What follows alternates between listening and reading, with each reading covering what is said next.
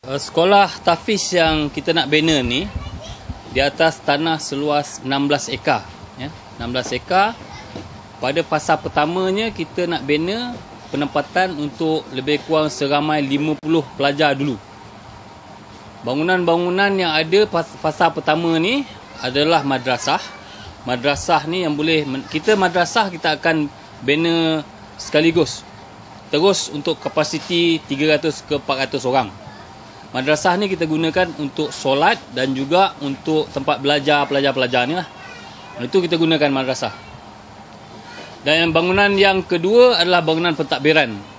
Bangunan pentadbiran kita ambil yang basic je dulu.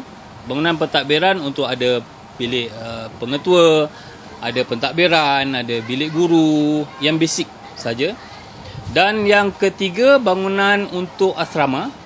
Asrama ni kita tempatkan dua bangunan yang berasingan untuk pelajar lelaki dan pelajar perempuan lah, ya. Itu 4 bangunan yang akan kita mulakan untuk permulaan sesi pertama ni, fasa pertama ni. Untuk permulaan ni kami hadapi masalah dari segi pembelian tanah lah, ya. Tanah ni merupakan reserve Melayu. Reserve Melayu dan tuan punya tanah ni pun berada di Kuala Lumpur. Jadi masa nak membeli tanah tu ada isu masalah tanah Melayu yang tak boleh ditukar milik kepada syarikat ataupun yayasan. Jadi dengan bantuan Exco lah, terutama yang berhormat Datuk Jalaluddin, dia membantu kami, dia bagi jalan macam mana nak selesaikan masalah taraf tanah Melayu ni supaya boleh dipindah milik kepada Yayasan Amal Ihsan. Dan alhamdulillah dengan bantuan beliau ni kita dah dapat pindah milik dan dapat kelulusan daripada Menteri Usaha. Untuk pembelian tanah dulu, tanah ni bernilai 560,000 untuk tanah seluas 16 ekar ni. Dan juga fasa pertama ni kita jangkakan sekitar dalam 2 ke 3 juta untuk fasa pertama punya pembangunan keseluruhan, ya. Kita akan buka untuk orang luar juga. Tapi kita bagi keutamaan pada penduduk Jelebu lah. Buat masa ni penduduk Jelebu pun tak ramai. Pelajar yang peringkat umur 11-12 tahun ni memang tak ramai. Jadi kita akan buka kepada penduduk luar juga, orang terutama daripada Seremban ataupun Kuala Pilah, tapi dalam Negeri Sembilan. Itu untuk jangka panjang, kita jangkakan kita akan ada pelajar seramai 300 orang. Jadi peluang untuk pelajar-pelajar daripada daerah-daerah lain untuk berdaftar di sekolah ni memang ada peluang lah. Sekolah ni yang sebenarnya kita nak membuat amal jariah, ya. Amal jariah ni kita nak salurkan ataupun untuk supaya Allahyarham ayahanda kami lah, Allahyarham Haji Kedah ni kan, supaya dia punya pahala tu sampai kepada beliau.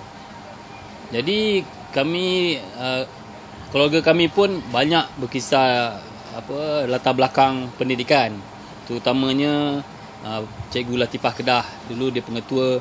Puan Hajah Suri pun dulu bekas pendidik. Jadi kita pendidikan ni merupakan satu yang orang kata berpanjangan kan, satu amalan yang akan dibawa sampai orang kata sampai akhir hayat. Harapannya adalah untuk menubuhkan sekolah ni yang sampai peringkat antarabangsa lah, sekolah tahfiz integrasi bertaraf antarabangsa harapannya. Dan juga pada yang sama kita minta pewaris-pewaris Allahyarham Haji Kedah ni dia orang support kan, dia orang beri tenaga kan, mana yang ada lebih duit kan dia orang sumbangkan wang ringgit dia orang kan, supaya kita punya hubungan ni bertambah rapat. Dan juga pada yang sama kita memberikan sumbangan kepada orang lain dan masyarakat kat inilah daerah Jelebu ni, insya-Allah.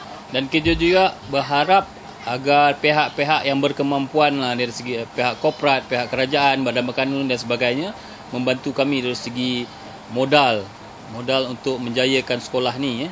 Dan rancangan kami untuk sekolah ni memang jauh sampai tahap antarabangsa. Mungkin sampai peringkat kami bekerjasama dengan contoh Universiti Al-Azhar, bekerjasama dengan universiti ini untuk melahirkan ilmuwan-ilmuwan terutamanya di Negeri Sembilan ni, insya-Allah.